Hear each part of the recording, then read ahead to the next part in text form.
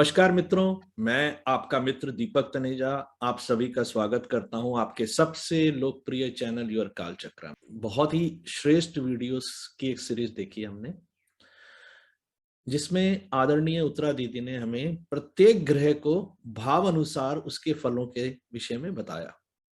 आज राहु एवं केतु का नक्षत्र अनुसार क्या फल रहता है उसके विषय में आदरणीय उत्तरा दीदी हमें बता रही हैं। मैं आप सभी के सहयोग से उनका स्वागत करता हूं। नमस्कार दीदी, आपका स्वागत है। नमस्कार नमस्कार दीपक जी। जैसा कि हमारी ये सीरीज चल रही है और हमने राहु केतु के बारे में जब भी चर्चा करी है, हमेशा यही बताने की कोशिश करी है कि राहु केतु बहुत ना तो खराब होते हैं ना ही अच्छे होते हैं। वो किसी भी ग्रह की संगति में आकर, जैसे दुष्ट की संगति में दुष्टतापूर्ण फल देंगे, अच्छे ग्रह की संगति में अच्छे फल देंगे। तो इसलिए राहु केतु के लिए हमें बहुत ही विस्तृत जानकारी के बारे में जानना आवश्यक होता है। तो पिछले उसमें भी हमने बताया था कि राहु केतु जो हैं, सबसे पहले उन ग्रहों से जुड़े हुए फल देते हैं जिनके साथ वो युति करते हैं। उसके बाद हमने ये कहा था कि वो जिन ग्रहों के साथ देखे जाते हैं, सबसे पहले युति फिर दृष्टि, मतलब जो भी ग्रह इनको देखता है उसके अनुसार वो फल प्रदान करते हैं। और तीसरा रहता है कि जिस भी राशि में वो होते हैं उसके स्वामी के अनुसार फल करते हैं। और अंत में चौथा, लेकिन बहुत इंपॉर्टेंट ये है कि वो जिस भी ग्रह के नक्षत्र में होते हैं उस नक्षत्र स्वामी के अनुसार उसको फल प्रदान करते हैं। और फिर भी जो ग्रह हैं उनकी अपनी प्रकृति रहती है, तो उसके अनुसार भी जो ग्रह है वो राहु केतु जो हैं वो फल प्रदान करते हैं। इसमें हमें फिर जब भी हम फलित करते हैं तो हमें देखना चाहिए हमेशा कि सबसे पहले राहु केतु किस भाव में है, और फिर हमें यह भी देख लेना चाहिए कि वो किस नक्षत्र में, और नक्षत्र स्वामी कुंडली में अच्छा है या बुरा है, दोनों तरह से। यदि वो अच्छे भाव से जुड़ा रहेगा तो राहु या केतु अच्छे फल प्रदान करेंगे, और अगर वो ग्रह अकारक भावों से जुड़ा है या अकारक भावों का स्वामी है तो खराब फल देंगे। इसी संदर्भ में सबसे पहले आते हैं, हम राहु को लेंगे, और राहु जो है सूर्य, चंद्र, मंगल, बुध, बृहस्पति, शुक्र, शनि, राहु, केतु, इस सीक्वेंस में हम नक्षत्रों के बारे में जानेंगे। हालांकि हम वैसे भी ले सकते थे कि केतु के नक्षत्र में फिर शुक्र के नक्षत्र में, लेकिन हम किसी भी तरह से ले सकते हैं। तो सूर्य के नक्षत्र जो है सबसे पहले हम ले लेते हैं कृत्तिका, उत्तरा फाल्गुनी और उत्तराषाढ़। ये तीन नक्षत्र हैं। यदि राहु केतु, राहु सिर्फ राहु, अभी हम राहु की चर्चा कर रहे हैं, उसके बाद हम केतु की करेंगे। तो यदि राहु सूर्य के नक्षत्र में होता है तो हमें क्या क्या फल देता है। यदि वो अकारक है, क्योंकि सूर्य को हम क्रूर ग्रह मानते हैं, तो यदि वो क्रूर है, कुंडली में अकारक है, तो खराब फल तीव्रता से देता है, और विशेष रूप से स्वास्थ्य संबंधी फल। तो तेज बुखार, हृदय रोग, नींद बेहोशी, नेत्रों से संबंधित परेशानियां, दुष्शत्रुता या झगड़े झंझट, घर में अशांत वातावरण, भ्रम की स्थिति बनाए रखना, और अपना जो साथी रहता है, पार्टनर है, उसके प्रति शंका लो, किसी पर भी विश्वास न करने वाला। इसके अतिरिक्त घर में जो है संक्रामक रोगों से पीड़ित, या तो स्वयं रहे या उसके घर में कोई कोई रह सकता है। इसके अतिरिक्त किसी पर विश्वास नहीं करता है, बार बार घर बदलता है। और ये विशेष रूप से, जैसा मैंने आपसे कहा, तब होता है जब वो अकारक भाव का स्वामी होता है, सूर्य। हाँ, यदि वो सूर्य हमारे कुंडली में अच्छे भाव का स्वामी है, शुभ भावों का स्वामी है, योग कारक है, तो फिर व्यक्ति को उन्नति, मान सम्मान, पद प्रतिष्ठा, यश और शत्रुता का नाश, या शत्रु का नाश करने वाला या शत्रुहंता ऐसा बनाता है, और उसको परोपकारी कार्य करने की प्रेरणा भी देता है। इस तरह से हम राहु के फल जो हैं सूर्य के नक्षत्रों में यदि वो होता है तो देते हैं। अब आते हैं चंद्रमा के। चंद्रमा के जो हैं वो तीन नक्षत्र हैं, रोहिणी, हस्त और श्रवण। हम बस एक चीज हमेशा ध्यान रखते हैं कि सूर्य और चंद्रमा सिर्फ एक एक ही राशि के स्वामी हैं, बाकी अन्य ग्रह दो दो राशियों के। तो यदि चंद्रमा की राशि नक्षत्र में राहु होता है तो और चंद्रमा जो है शुभ भाव का स्वामी होता है, कुंडली में शुभ भाव का स्वामी होता है, तो व्यक्ति को खेती में सफलता देता है, जल तत्व का है। उसके अलावा आमदनी बढ़ाता है, अच्छी फसल होती है, व्यक्ति गाय खरीद लेता है, पशु या गाय भैंस जो भी है जानवर, आमदनी बढ़ती है, उसका जीवन सुखी रहता है, बाल बच्चों के साथ रहता है, समुद्री यात्राएं भी कर सकता है, वो गीली जमीन खरीद सकता है, उसकी खरीद करता है। किंतु यदि कुंडली में चंद्रमा पापग्रस्त होता है तो फिर डूबने का खतरा, घर बदलना बार बार, शरीर के अंगों में दर्द रहना, पत्नी की हानि भी हो सकती है या फिर उसे खतरा होता है, सूजन या चोट लग सकती है, और मानसिक चिंताएं और परेशानी तो बार बार चलती ही रहती है। ये उसके खराब फल हैं। और उसके पहले यदि वो शुभ भाव से जुड़ा है तो अच्छे। खराब फल मोस्टली चंद्रमा 8वें या 12वें भाव का स्वामी होता है तब ज्यादा खराब माना गया है। छठे भाव का होता है तो स्वास्थ्य संबंधी समस्याएं अधिक देखता है। ये राहु यदि उसके नक्षत्र में है और चंद्रमा अकारक भाव का स्वामी है। अब आते हैं मंगल के नक्षत्र। मंगल के नक्षत्र में राहु किस प्रकार के फल देता है? मृगशिरा, चित्रा और धनिष्ठा ये मंगल के नक्षत्र हैं। यदि मंगल कुंडली में अकारक भावों का स्वामी है या अकारक भाव में बैठा है, क्योंकि क्या होता है ना, ये पाप ग्रह है मंगल शनि, तो ये एक तो अकारक भाव के स्वामी हो गए या अकारक भाव में भी स्थित हो तो वैसे ही दुष्ट हो जाते हैं। और इनके नक्षत्र में यदि राहु हो जाए तो वो और ही अत्यंत बुरे परिणाम देता है। जैसे आग से नुकसान की संभावना, आग लग सकती है, उसको खुद को भी लग सकती है, चोरी डकैती का डर, मुकदमेबाजी का डर या उससे हानि, आर्थिक कठिनाइयां, आर्थिक नुकसान, और फिर खुली शत्रुता, ओपन जो लड़ाई झगड़े होते हैं ना, मारा पीटी जो हो जाती है ओपन, वो। उसके अलावा आरामदायक जीवन जीता है, व्यक्ति काम नहीं करना चाहता है, बस उसको मस्ती करनी है, उस लोग बाग उसके लिए सब व्यवस्था करते रहे। और अभद्र क्रियाकलाप भी करता है, मतलब जो उसके क्रियाकलाप हैं वो अच्छे नहीं माने जा सकते। इसके अलावा उपद्रव, असहिष्णुता का व्यवहार करता है, उसमें धैर्य की बहुत कमी हो जाती है। और साथी के साथ, जो जीवन साथी होता है या पार्टनर होता है, उसके साथ हमेशा ईर्ष्या वैमनस्य करता रहता है, जलन रहती है उसके मन में। फिर दुर्घटनाएं आदि होने की संभावना रहती है। उसके सीनियर्स जो रहते हैं, अफसर्स, उनसे खतरा संभव है। और सरकार, पुलिस या सेना, इनसे भी खतरा है। यदि मंगल कुंडली में अकारक है वो पकड़ा जा सकता है। हाँ, यदि मंगल शुभ भावों से जुड़ा हुआ है तो फिर इनसे खतरा नहीं है। व्यक्ति सेना पुलिस में काम कर सकता है, आर्मी में जा सकता है, और उसमें धैर्य की कमी नहीं रहती है। वो जल्दी एक बार किसी काम में लग जाता है तो उसको समाप्त कर देता है, आधा अधूरा नहीं छोड़ता, और गलत तर्क नहीं करता, ऐसे लॉजिक देता है जो सही साबित होते हैं। शुभ मंगल, अच्छे भाव में स्थित मंगल बहुत अच्छे वकील बनाता है, तर्क देने में उनके तर्क कोई काट नहीं सकता है, अनुशासन प्रिय बनाता है। तो एक तरफ मतलब वो एक्सट्रीम रिजल्ट हमें देता है, अच्छे से अच्छा या खराब से खराब, बुरे से बुरा, बीच के नहीं देता है, मध्यम श्रेणी के नहीं है, क्योंकि वो उसकी प्रकृति ऐसी ही है। इसके अलावा अब आ जाते हैं बुध के नक्षत्र। बुध के जो नक्षत्र हैं वो हैं अश्लेषा, ज्येष्ठा और रेवती। यदि इन तीनों नक्षत्रों में से किसी में भी राहु होता है तो ये बताता है कि उसके मित्रों की संख्या बहुत ज्यादा होती है, परिचित गण, जान पहचान वाले, उनकी संख्या बहुत रहती है। और यदि अच्छा है बुध कुंडली में तो शुभ चिंतक जो रहते हैं, उसके वेल विशर्स, उनकी भी संख्या बहुत अच्छी रहती है। व्यक्ति घूमने फिरने का बहुत शौकीन होता है, यात्राओं का शौकीन होता है, और उसकी आय के जो साधन रहते हैं वो एक से अधिक रहते हैं। एक ही आय पर वो निर्भर नहीं रहता है, अनेक साधन रहते हैं जिससे उसको अच्छी कमाई भी होती है और बचत भी होती है। राज्य की सब तरफ से भी उसको पसंद किया जाता है, राज्य भी पसंद करते हैं। अजनबियों से संपर्क में रहता है, उसके अनेक संतानें भी हो सकती हैं, एक से अधिक संतान। और वाहन खरीदता है, व्यापार या एजेंसी लेकर लाभ कमा सकता है।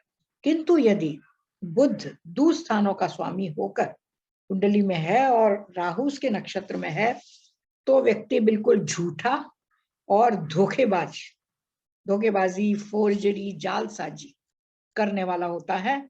और वो वादा तो आसानी से कर लेता है, लेकिन उसे कभी पूरा नहीं करता।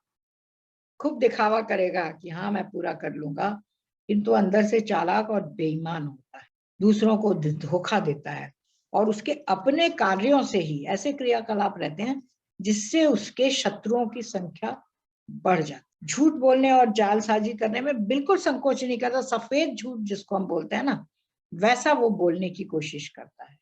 और जातक को अक्सर विटामिन बी की कमी रहती है, और उससे उसके पेट में मतलब जो आंत्रशोथ जो होता है, टाइफाइड वगैरह भी होने की संभावना रहती है। विटामिन बी और आंतों में उसको परेशानी हो सकती है, दिक्कत होती है। अब आते हैं गुरु के नक्षत्र। गुरु के नक्षत्र हैं पुनर्वसु, विशाखा और पूर्वा भाद्रपद। इन नक्षत्रों में यदि राहु हो तो गुरु वैसे स्वाभाविक रूप से शुभ ग्रह माना गया है, मोस्टली अच्छे परिणाम ही देता है।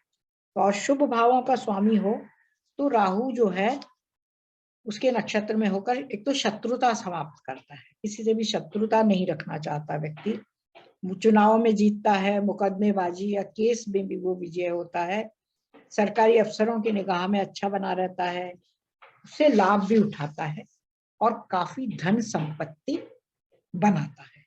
संतान भी होती है, उससे भी सुख मिलता है, उसको सुख सुविधा बढ़ती है उसकी, उसके सत्ता क्षेत्र, अधिकार क्षेत्रों में भी वृद्धि होती है, राजनीतिज्ञों से अच्छे संबंध रहते हैं, और उच्च पदों पर स्थापित लोग जो होते हैं उनसे लाभ मिलता है, और सभी प्रकार के जो प्रयास वो करता है उनसे सफलता मिलती है। परिवार में शुभ कार्य आयोजित होते हैं, जैसे विवाह है, संतानोत्पत्ति है, इस तरह के शुभ विवाह, जो भी शुभ कार्य जो होते हैं, धार्मिक स्थलों की यात्रा होती है, पवित्र नदियों में स्नान होता है। लेकिन यदि गुरु अकारक भाव का स्वामी है तो भी उतने खराब रिजल्ट नहीं देगा, लेकिन एक चीज करता है कि वो तब दिखावा करने का ज्यादा शौकीन हो जाता है, शो ऑफ करता है हर चीज को, खर्चा करने में भी इतना दिखावा करेगा कि उसके पास नहीं होगा तब भी वो बढ़ चढ़ के खर्चा करने की कोशिश करेगा वो, और चाहे उसको किसी से उधार ही लेना पड़े, दिखावे के लिए वो सब कुछ करने को तत्पर रहता है। ये एक बहुत खराब आदत रही है, और बाकी उसके बहुत बुरे कोई साइड इफेक्ट्स, अकारक प्रभाव नहीं देखने को मिलते। दान दक्षिणा दिखाने के लिए करेगा, चाहे इसकी किसी के पास होगी नहीं, किसी और से लेके दूसरों को दान दे देगा, इस तरह से क्रियाकलाप करता है। अब आता है शुक्र। शुक्र के जो नक्षत्र हैं वो हैं भरणी, पूर्वा फाल्गुनी, पूर्वाषाढ़ा। ये शुक्र के नक्षत्र हैं, और यदि राहु इनमें से किसी भी नक्षत्र में होता है, और यदि शुक्र को भी हम शुभ ग्रह मानते हैं और अच्छे भावों का यदि स्वामी होता है, तो व्यक्ति को वाहन खरीदने का बहुत शौक होता है, या वो वाहन खरीदता भी है, और उसकी दशा अंतरदशा में या फर्नीचर या महंगा महंगा सामान जो होता है घर के सजाने का सामान वो खरीदता है, सोफे हैं, मतलब बेस्ट फर्नीचर्स हुए, बेडरूम की फिटिंग्स हुई, बाथरूम फिटिंग्स हुई, जो बहुत बढ़िया बढ़िया क्वालिटी का हाई फाई सामान, बहुत अच्छा, और खूब धन संपत्ति इकट्ठी करता है। स्त्रियों से उसके संबंध अच्छे रहते हैं हमेशा, और मित्रता और आपसी सहयोग बढ़ाता है, भाग्यशाली होता है और सुखी होता है, और उच्च पदस्थ लोगों से उसकी जान पहचान रहती है, उनसे लाभ भी मिलता है, लोकप्रिय रहता है, समाज में सामाजिक क्षेत्र में सफल रहता है, लोग उसको पसंद करते हैं समाज में भी, और विवाह भी समय पर होता है, संतान सुख भी समय पर मिलता है। किंतु यदि शुक्र दुस्थानों का स्वामी तो फिर व्यक्ति को धोखा मिलता है, कई तरह के गुप्त रोग होने की संभावना बनती है, शत्रु वर्ग से परेशानी होती है, और विपरीत लिंगी जो होते हैं व्यक्ति, स्त्री हैं तो पुरुष, पुरुष हैं तो स्त्रियां, उनसे शत्रुतापूर्ण संबंध बनते हैं, मतलब दोस्ती नहीं हो पाती है ठीक से, उसकी बदनामी और उसका दुष्प्रचार अक्सर हो जाता है। विशेष रूप से महिलाओं के द्वारा, यदि कोई पुरुष है तो महिलाओं द्वारा व्यक्ति को धन हानि या मान सम्मान की हानि होती है, स्त्री है तो भी, पुरुष है तो भी। अब आते हैं शनि के नक्षत्र, पुष्य, अनुराधा और ज्येष्ठ, उत्तरा भाद्र। शनि जो है हम स्वाभाविक पाप ग्रह मानते हैं, और वैसे भी हमारे शास्त्रों में कुजवत केतु और शनिवत राहु ऐसा कहा गया है। शनि का रिप्रेजेंटेटिव कहा गया है राहु को। तो यदि इनमें से किसी भी नक्षत्र में राहु होता है और कुंडली में शनि अकारक है तो अत्यंत ही बुरे परिणाम मिलते हैं। जातक को बदनामी झेलनी पड़ती है, या तो वो स्वयं ऊपर से गिरकर दुर्घटनाग्रस्त होता है, चोट लगती है, उसकी हड्डी वड्डी टूटती है, या कोई चीज उसके ऊपर गिर जाती है, उससे उसको चोट लगती है। फिर बुरी संगति के कारण और जीवन साथी के साथ या उसके पार्टनर के साथ उसकी गलतफहमी अक्सर हो जाती है, जो फिर उसको अलगाव तक ले जा सकती है। वो गलत तरीके से भागीदारी करता है, झगड़ा करता है, और उसको बीमारी भी ऐसी होती है जो लंबी चलती है या पुरानी बीमारी होती है जो ठीक नहीं होती है, जैसे वात, गठिया वात है, सूजन है, पित्त की बीमारियां जो भी रहती हैं। अशांत मन तथा दुखी रहता है, खुश नहीं रहता, और शुभ चिंतक जो होते हैं उसकी जो मदद करना चाहते हैं उनके प्रति भी वो असहाय महसूस करता है। अपना घर छोड़कर किसी अन्य प्रदेश में, एकांत प्रदेश में जाके रहने की उसकी इच्छा होती है कि मैं संन्यास ले लूं, आध्यात्म में चला जाऊं या किसी आश्रम में चला जाऊं, इस तरह से।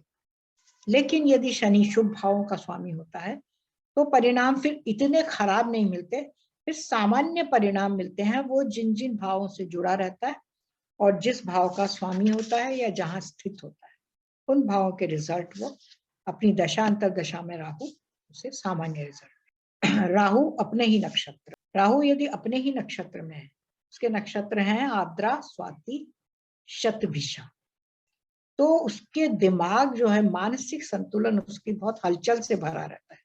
हमेशा उसके दिमाग में कुछ ना कुछ चलता रहता है, बेचैनी, चिंता, व्यर्थ के झगड़े, रिश्तेदारों से गलतफहमी, किसी बड़े व्यक्ति से या जीवन साथी की जो मृत्यु होती है घर में, किसी बड़े व्यक्ति की जहर के कारण हो सकती है। अवांछनीय स्थानों पर उसका स्थानांतरण, मतलब ट्रांसफर होता है ऐसी जगह में जहां वो जाना नहीं चाहता, या उसका स्वास्थ्य प्रभावित होता है खराब जगह पर, और हर तरह से उसको बदनामी और बेइज्जती मिलती है, और स्वास्थ्य पर भी बुरा प्रभाव पड़ता है। विशेष रूप से राहु यदि 8वें और 12वें भाव में हो और अपने ही नक्षत्र, तो अच्छे प्रभाव नहीं देता, जेल भी जाना पड़ता है कभी कभी। तो राहु जो है, चोट लग सकती है, व्यक्ति अपनी बुद्धि सही समय पर काम ही नहीं कर पाता, धन का नाश होता है ना। लेकिन यदि वो शुभ भाव में रहता है और अपने नक्षत्र में रहता है तो फिर वो घर का मुखिया बनता है, उसको अधिकार क्षेत्र में वृद्धि होती है, जीवन में सुख भोगता है, उन्नति मिलती है, विदेशों में भ्रमण। अंत में आता है केतु के नक्षत्र में राहु। अश्विनी, मघा और मूल ये केतु के नक्षत्र हैं।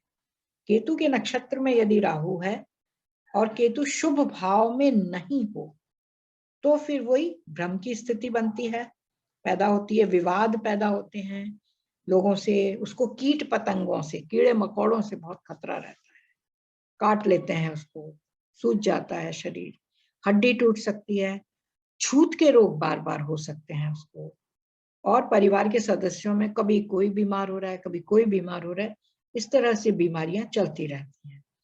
उच्च पदस्थ लोगों से शत्रुता हो जाती है, उसकी दुश्मनी रहती है, जिससे उसको आर्थिक हानि भी होती है और मान सम्मान की हानि, संतान की हानि भी कही गई है, विशेष रूप से यदि वो पंचम भाव में। और दुर्भाग्य जो है उसका हमेशा काम करता रहता है, वो साथ देता है ज्यादा। किंतु यदि केतु सुस्थापित है तो फिर वो महंगे महंगे रत्नों भी खरीद सकता है, विवाह, उन्नति, भवन निर्माण, वाहन, अच्छे अच्छे वाहन का खरीदना या स्वामित्व, व्यापार की शुरुआत करना या अच्छा व्यापार करना, ये सारे फल जो हैं उसको मिलते हैं। आज हमने जो है राहु के विभिन्न नक्षत्रों में जो फल हैं ये ज्ञात किए हैं, और अगले जो हमारा टॉपिक रहेगा, अगली जो हमारी वीडियो रहेगी, वो हम केतु के बारे में लेंगे, और केतु विभिन्न नक्षत्रों में किस प्रकार के फल देता है, अच्छे और बुरे, ये हम देखेंगे। आज का विषय आपने सुना, इसके लिए आपका बहुत बहुत धन्यवाद। बहुत बढ़िया वीडियो, बहुत ही अच्छी जानकारी, हमेशा की तरह एक उत्तम श्रेष्ठ जानकारी। मैं आशा करता हूँ सभी विद्यार्थियों को ये बहुत लाभ प्रदान करेगी, और आदरणीय उत्तरा दीदी शिक्षा एवं कंसल्टेंसी दोनों चीजें प्रोवाइड करती हैं। जो लोग शिक्षा या कंसल्टेंसी के लिए उनसे संपर्क करना चाहते हैं वो उनका नंबर और ईमेल एड्रेस नोट डाउन कर लें और डायरेक्टली उनसे बात कर सकते हैं। इसी के साथ आज के लिए बस इतना ही। नमस्कार, धन्यवाद। नमस्कार, नमस्कार।